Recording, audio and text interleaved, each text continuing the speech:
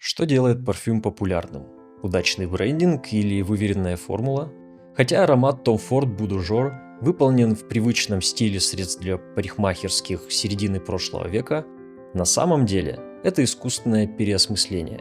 Классическая структура воссоздана с помощью современных душистых веществ. Здравствуйте, меня зовут Дмитрий Конопелькин. Я парфюмер-любитель. И в этом видео мы разберемся в том, какие молекулы формируют Bout de Jour. Чтобы по-настоящему понять, чем этот аромат привлекает внимание, необходимо отправиться в прошлое. Но не в парикмахерскую 50-х, а еще дальше, в 1882 год. Именно в этом году появился жанр фужеров благодаря фужер рояль от Хубигант. Парфюмер Поль Парке совершил нечто совершенно революционное. Он взял знакомые натуральные ингредиенты, яркую ароматную лаванду и насыщенный землистый дубовый мох, и смешал их с совершенно новой на тот момент синтетической молекулой – кумарином. Кумарин, впервые выделенный из бобов тонко, обладает удивительным сладким, сенным, почти миндальным ароматом.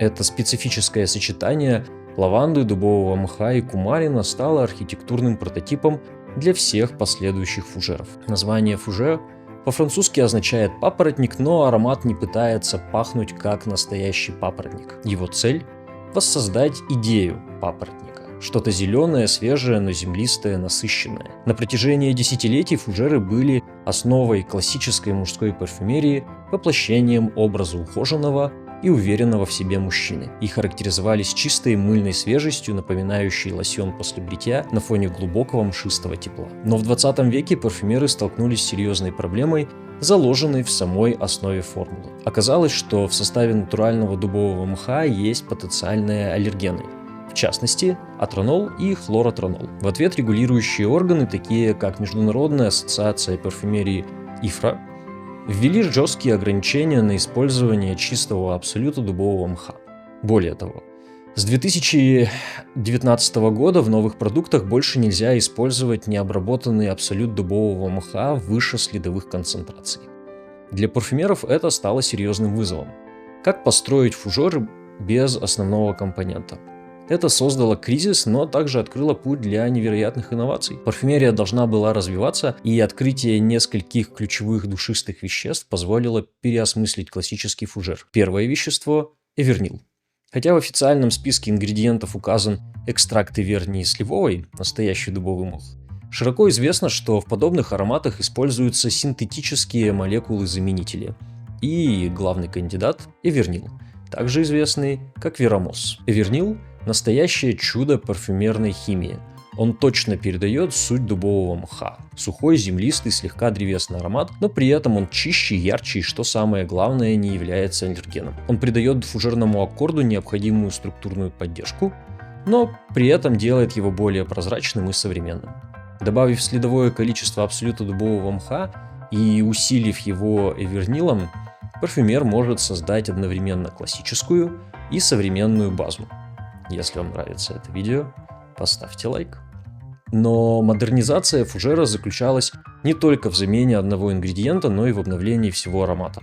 Это подводит нас ко второму молекулярному компоненту, одному из важнейших в современной парфюмерии – амброксану и его аналогам. Они обладают сияющим амброво-мускусным профилем, который приносит эффект мерцания. Они не создают ощущения тяжести, а напротив, обладают способностью усиливать другие ноты, добавляя аромату проекции и стойкости. В случае Bout de Jour усиливать классические лавандовые и травянистые ноты, делать акцент на яркой, чистой свежести. Вместе эти молекулы не просто подражают прошлому. Они позволяют парфюмеру Антуану Мезандье отдать дань уважения золотому веку мужских ароматов, говоря на языке 21 века. Аромат начинается с мощной, почти горькой лаванды. В составе производителем указаны эфирные масла как лаванды, так и лавандина. Стандартная лаванда мягкая и сладкая, в то время как лавандин более резкий и напоминает камфору. Сочетая их, Мезандье создал ноту лаванды, одновременно успокаивающе знакомую и бодряще яркую. Этот эффект усиливают эфирные масла цитрусовых, вероятно, бергамота и лимона. Сразу после этого раскрываются эфирные масла ароматных трав. Хвойный розмарин, легкий оттенок базилика и свежий мятно-розовый оттенок герани. Герань – классический ингредиент фужера. изящно сливающийся как с яркими верхними нотами, так и с глубокой базой.